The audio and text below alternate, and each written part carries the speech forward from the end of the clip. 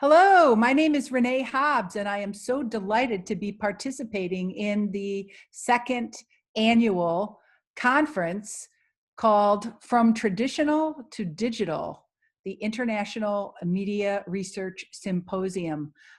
Thank you so much to Denise and the faculty for inviting me to share some insights with you today. Today, the title of my talk is Crisis Creates Opportunity: How the COVID Pandemic Advances Digital Media Literacy at School. I'm going to be sharing a story of the last 10 months now of our experience working with elementary school, middle school, and high school faculty, teachers from all across the United States and all across the world as we managed this impossible reality that we've been facing, the global COVID pandemic. Let me share my screen with you and we can begin. Oh, it says disabled screen sharing. So please give me permission to share my screen. Oh, there we go. Thank you so much. And now I will begin. Let's see here. If I use the slideshow from the start, there you can see my contact information. Please feel free to contact me at my email or access me through Twitter or go visit my lab, www.mediaeducationlab.com. So I want to introduce you to my student, Sanjay.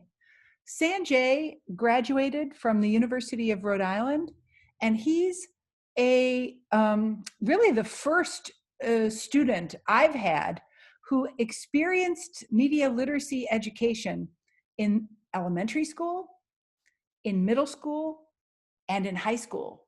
So when I met him at university and he told me how he learned how to critically analyze advertising when he was in the 4th grade, how he made a public service announcement about smoking when he was in the 7th grade, and how his teacher helped him critically analyze news media and think about the power of film documentary when he was in high school, I realized that a milestone has been achieved.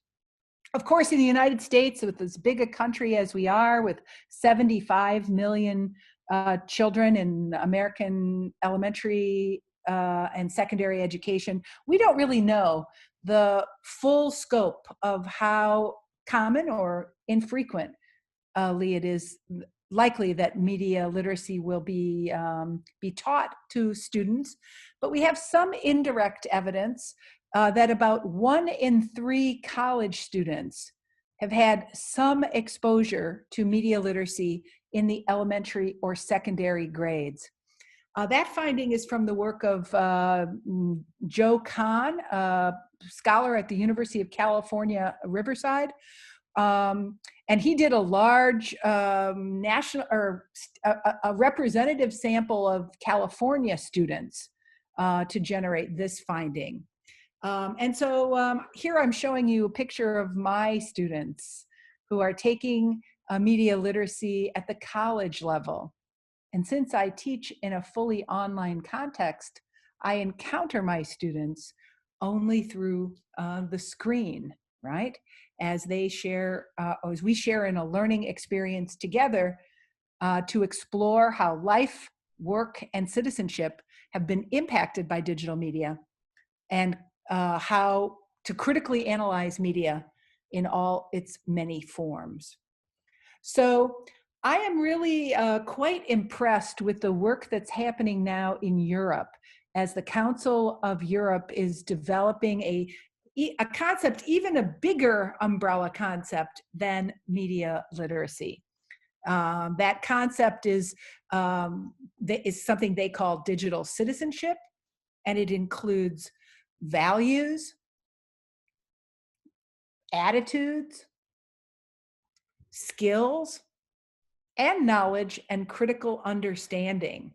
This big conceptualization of the competencies required for full participation in digital life is really timely and relevant as we are now experiencing the global pandemic. The Council of Europe's formulation of digital citizenship has a space for media literacy, as you can see. Its three categories include being online, and there you see access and inclusion, learning and creativity, media and information literacy. That's a very nice formulation of the core practices. Well-being online, which include ethics and empathy, health and wellness, e-presence and communication. And here we are at an online conference, very much experiencing e-presence and communication. And then rights online, active participation, rights and responsibilities, privacy and security, and consumer awareness. So that framing of thinking about digital citizenship more broadly as a result of the COVID pandemic is really important. And some of these theoretical framings we will certainly take with us even when the pandemic is over. But it's not just the global pandemic crisis that we are facing, right? It's not just the health crisis. We also have the fake news crisis still continuing. Disinformation, and certainly disinformation about COVID, still accelerating. A lot of propaganda in relation to COVID and relation to all kinds of other political and social issues. In the US and in some other places, we're seeing a rise in conspiracy theories as people seek to simplify the information overload in ways that provide a comforting, a comforting, clear sense of good and evil. And then, of course, we are seeing a rise in protests, right? As people are using the power of civil action to address unmet needs, right? To exercise their responsibility as citizens in a democracy, to redress legitimate grievances that people have about their governments. So all of those topics, from fake news to conspiracy theory and more, are a topic that I address in my new textbook. The first time I've ever written a textbook for college students. It comes out in January, and it's called Media Literacy in Action, Questioning the Media. And you can get a little preview of it at the URL www.mlaction.com. But of course, today what I really want to do is share with you our experience of teaching digital media literacy during the pandemic. Some of you know that my passion for the last 7 or 10 years has been helping students learn to recognize, critically analyze, and resist propaganda in all its many forms. After building the Propaganda Gallery, which is a crowdsourced gallery of propaganda from all over the world, over 3,500 examples of propaganda from more than 40 countries. After building the Mind Over Media Gallery, I wrote a book. I wrote a book to try to explain what I was learning about teaching propaganda in the context of media literacy education. And that book also has a website, mindovermedia.us. The unique feature of this book is that I make available the online learning modules that I use to teach my college students. So if you're interested in integrating the subject of propaganda into your teaching, I'm sharing the materials and resources that I use with my own college students here in this book and in the website. But now, let's turn back the clock to March 14th, 2020. In the United States, that was the date when the COVID emergency was declared, when the stay-at-home orders began, and when a ton of confusion and fear and anxiety was a big part of our everyday lived experience. Do you remember those days? Of course you do, because boy, they were tough. Well, that weekend, as we thought about our online learning community, the people who come to the Media Education Lab to learn about media literacy and to develop their knowledge and skills, we thought, people are going to be stressed out. Let's hold a Zoom meeting where we can just come together as a community, just to be together, because the social isolation was beginning.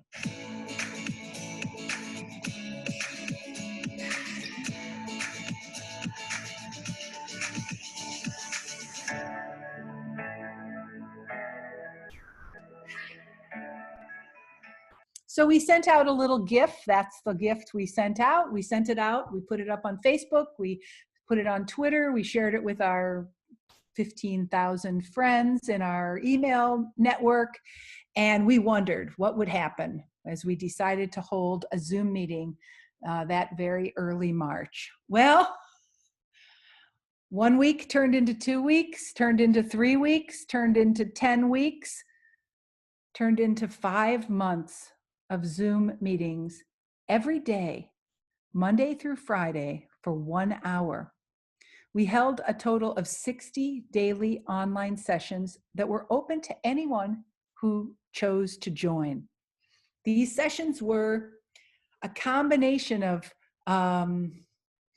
support group, emotional support group,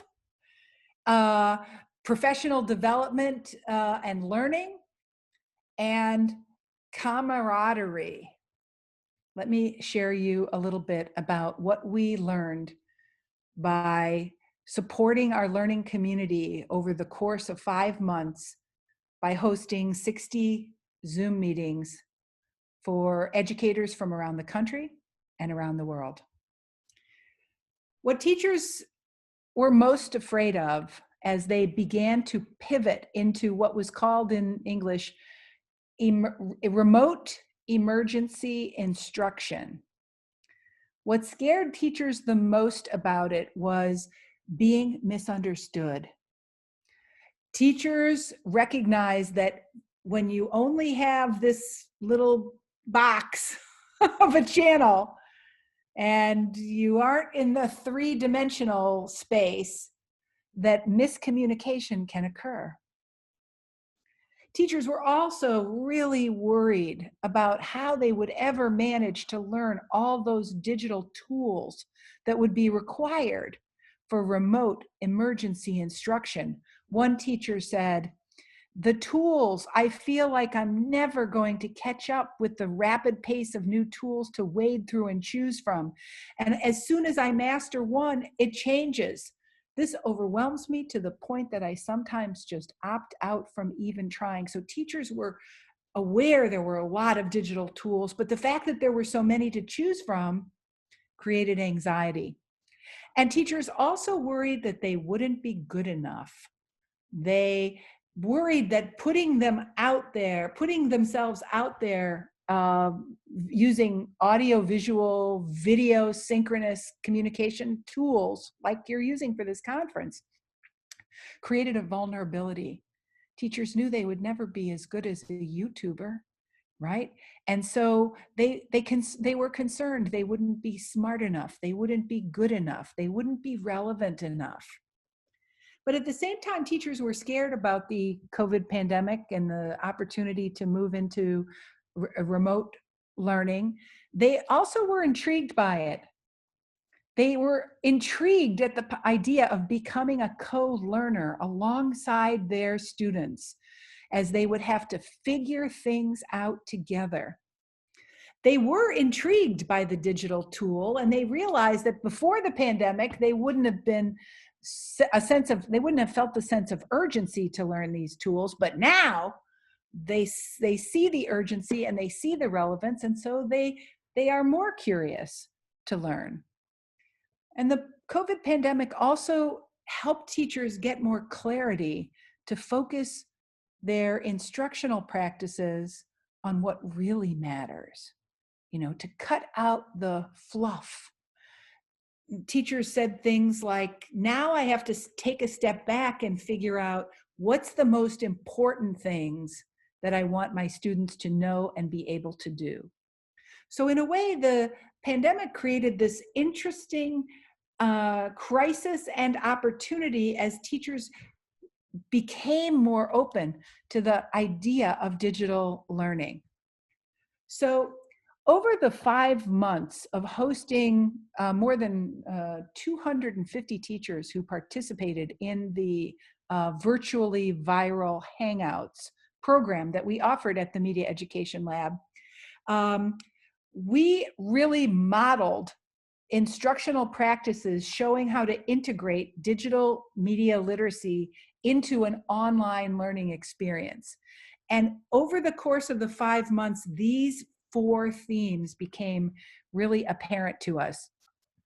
Teachers discovered how important it was to create a space, a learning environment that felt safe. How important it was for them to demonstrate practices of empathic listening. How useful it was to give students opportunities for both guided inquiry and open inquiry, cultivating students as independent learners. And then, of course, demonstrating the care and responsibility toward others, that accelerating the sense that students could in themselves demonstrate care and responsibility for the people in their lives. So let me unpack that 4-stage process that occurred without any planning, without any strategy, that evolved over the course of those 60 sessions. In the beginning, as we gathered together, we mostly talked about our feelings and we mostly talked about our experiences. In the United States, with our decentralized education system, every teacher in every state and every community was having a somewhat different experience of the COVID pandemic, right? And so in the beginning, we learned how to develop trust and respect in an online setting. And that was a way that we were owning the reality of the COVID-19 experience. In some way, the big accomplishments in stage 1 were that educators began to feel safe as their anxieties about self-representation online lowered. Of course, when we first all began our Zoom experience, the question was, well, how does my hair look? What about my background? How will people judge me or evaluate me? What happened is, as we formed a community with trust and respect, as we felt safe, those things mattered less and less. And educators were able to feel less self-conscious about their self-representation. And that basically made them more comfortable to be present and active participants, not hiding, but being active participants. In stage 2 of this program, as it developed, we developed shared social norms of group communication. And this took time, but we gradually learned how to have a productive dialogue online. And some of those social norms included small group breakout rooms, giving nonverbal signals, right? Providing warm feedback. But this kind of empathic listening allowed people to sort of feel that they were being heard and feel that they could share their knowledge. So there wasn't a presenter, there wasn't a leader, it wasn't about speakers and listeners. It was everyone in the group demonstrating their ability to actively share with each other. And I think more importantly, the idea of respect was what emerged in this through empathic listening. Sometimes among academics, of course you're familiar with this, right? Everybody's trying to show the superiority of their own ideas by critiquing the other's ideas. That's a norm in academic culture, but it didn't work well during the COVID pandemic. We actually had to suspend our evaluation and judgment a little bit. We had to listen with empathy, right? And we had to admit that none of us had the full picture, right? None of us had any authority or expertise for dealing with this. And that actually created openness to honor people's experience, and to listen with the heart. In the third phase of this program, as it evolved, we really decided that we were learning from each other, and so we accelerated that learning. We began to do reading. We began to read and discuss things together. We began to compose together. We began to share stories of what we were experimenting with and trying with our own students, right? And that was really powerful. As a school librarian in California would share something, or a high school teacher in history from Iowa, right? Or a foreign language teacher from Brooklyn, New York. And we were able to learn from the creative energy of people choosing to share their practices. How were you teaching and learning online during the COVID pandemic? And that led to tremendous breakthroughs in people's thinking about what was possible, what kinds of teaching and learning are possible for digital media literacy online. So what became really clear is that teachers were discovering how to set up learning environments where some of the learning happened in real time, in a Zoom meeting, where teachers were having a class together in real time.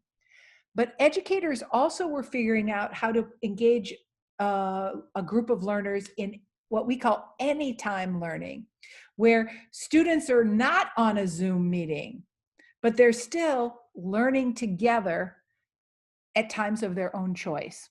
So using the power of learning management systems and other powerful digital platforms, teachers were learning to balance anytime and real-time learning for students in kindergarten, in grade 4, and grade 7, and grade 12, and at the college level. Let me share with you an example of one of those kinds of learning experiences that relates directly to building media literacy competencies related to the COVID pandemic. In one session, we looked at a really interesting collection of magazine covers featuring the coronavirus. Right now, you're looking at a screenshot of that website, and what we demonstrated for teachers is how to do a visual analysis of a magazine cover using some key concepts of media literacy. We actually turned this into a little resource, a little educational resource, which you can find at the Media Education Lab. And one of the things that we liked about this is that this activity worked well with children as young as 10, was great for middle school and high school students, but even was effective with students at the college level. Let me share with you how it works. Basically, the kid goes to a link on a website where there are hundreds and hundreds and hundreds of magazine covers from all over the world with all kinds of different depictions of the coronavirus. Then they create a digital poster using media literacy concepts and vocabulary. So for example, here's students, a team, 2 students working together, who created a Google slide with the magazine cover in the center, and then their understanding of what's happening. How is this magazine cover communicating ideas using concepts like the title of the type of publication. They figure out this is about money in Europe, Euro money, right? Using the symbol of a virus as an asteroid plummeting down to Earth. So using a sort of metaphor, comparing the virus to an asteroid, making it seem like the virus is unstoppable. The color of red and orange, kind of increasing some fear and anxiety. And the words used here, the survive, the word survive, students said, conjures up fear. And students recognize that the idea that the virus could be just as bad on the banking industry as it could be to people's health. And so students really able to understand how carefully constructed this magazine cover was to activate feelings and ultimately to create a purchase, right? As the purpose of a cover is to compel attention and get somebody to buy the magazine. Here's another example. Oops, let me see if I can. There's another example. These are high school students. They are analyzing a cover from the New Yorker, which is conjuring up quite a different set of emotions, right? If the first one stirred up fear, making people afraid of a dangerous asteroid, this one conjures up the social isolation. The social isolation that was the result of the pandemic. And notice how the students are thinking about the context. This is an illustration of Grand Central Station, a landmark transportation hub in New York City that represents travel and work and movement and public space. All we see in this image is the janitor, right? No people here as the city has closed down. The students recognized the idea of representation is a relevant concept to analyze this, illustration. Noticing the custodian and the ticket booth attendants are the essential workers, and noticing that the travelers and the commuters are omitted.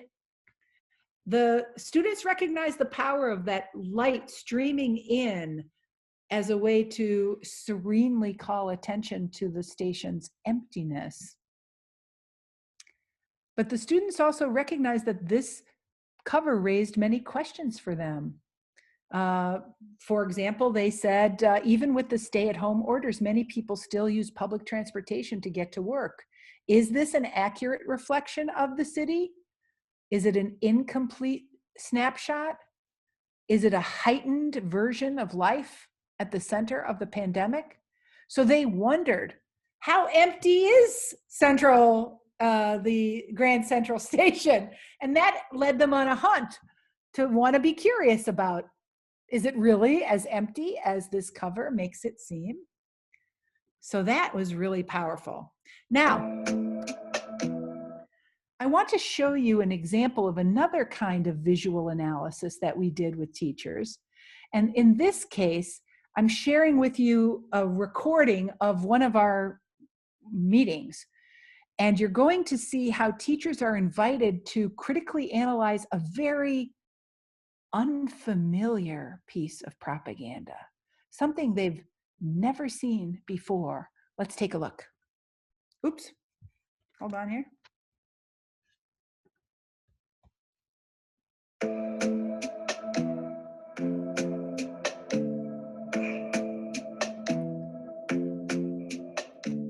Give me a thumbs up if you can actually see that screen.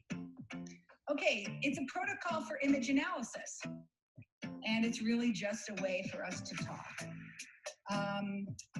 We're going to engage in 2 steps. Step 1, I'd like you to work in your small group, each participant to talk aloud or write by completing 4 sentences. We're talking about this image here on the screen, which I guess you probably have not seen before. So the first sentence completion activity is I see. Then this image makes me feel adjective because explanation. I wonder, complete the sentence, I would like to learn more about. Right? So first, you'll spend some minutes letting each participant interpret and analyze the picture. Then you will annotate the image in some way to give new meaning that reflects some of the ideas. So there's group one, you have a kind of blank page. We're using the Google Slides. I'm sharing my screen with you now. There's the link. Anyone with the link can edit. I'm putting the link in the chat room. Okay, we're back. It was like we were. Okay, so they continue to come, they come back, and each team analyzes this piece of, I guess it's a political cartoon, right? But they're not really sure what it is. They're not even sure about what that unknown is. Is that the alien, or is that the virus? Are they serving tea, or are those vials forms of a vaccine? They modified the image, as you can see, to add a cell phone there. They also added this little poison image on top of the samovar, I guess, for serving tea. And they were very curious about this hashtag, Ostanidoma. And they went to Google Translate and they found out that it's Croatian for stay home. So this form of learning, as teachers modeled for each other different uses of digital tools and texts and technologies to advance digital media literacy competencies, led to this group forming such bonds of respect and trust that they felt this sense of interconnectedness, and they began to feel like they didn't want to stop meeting, right? They felt like a real learning community, and they began to feel an urge to create media together. In fact, they ended up creating a podcast, a video, a parody song, a website, and curriculum resources. They created a really cool website called A Starter Guide for Engaging Online Meetings, which you can access at bestonlinemeetings.com. They created this to help share what they were learning during the virtually viral Hangouts meetings about how to have better learning resulting from online platforms. They created a cookbook where they shared their favorite recipes, since everyone was cooking more at home during the pandemic. In fact, when we did a little research with this group, that we found that about half of them, 48%, ended up using small group breakouts and with their own students. 68% used emotional check-ins. That's another pedagogy I didn't have time to talk about with you today, but they used those with their own students. And 46% used a media literacy pedagogical strategy modeled in the program. So about half, or even a little more than half, ended up using some of the instructional practices that they experienced themselves in the program.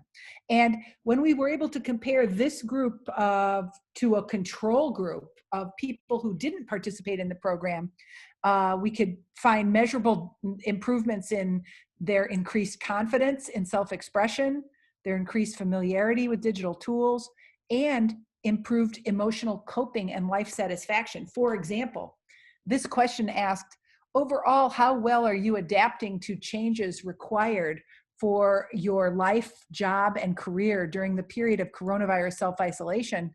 On a 10-point scale, the control group ran a sample of teachers who did not participate in the virtually viral Hangouts program, rated themselves at a 7, on the average of a 7.2, where the teachers who participated in the virtually viral Hangouts rated themselves an 8.1. So we do think that there is some evidence that teachers really benefited from this opportunity to engage in dialogue with their peers. So I think, let's see, do I have anything else to say? I guess in some ways, the learning experience that we had dealing during the coronavirus pandemic was something we were able to apply when we hosted the Summer Institute in Digital Literacy as a fully online program, 42 hours over a course of an intensive week, because we had ourselves gained confidence with what it meant to teach online. We were better able to support the needs of our students. And so today I've really shared with you this idea that to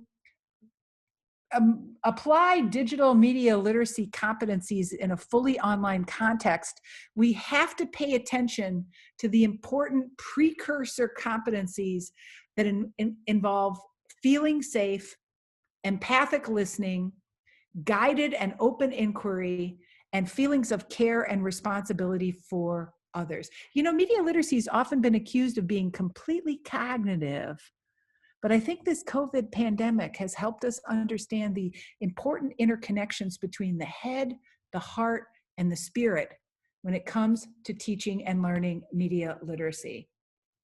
So I have been excited to see how we are sharing this knowledge globally and how our ideas about media literacy and digital citizenship are evolving as a global community. I'm thrilled that the next generation of citizens may be able to bring their own digital and media literacy competencies into the workplace and into the community and into the family. And that's why I'm so happy to be sharing my ideas with you today. Thanks very much.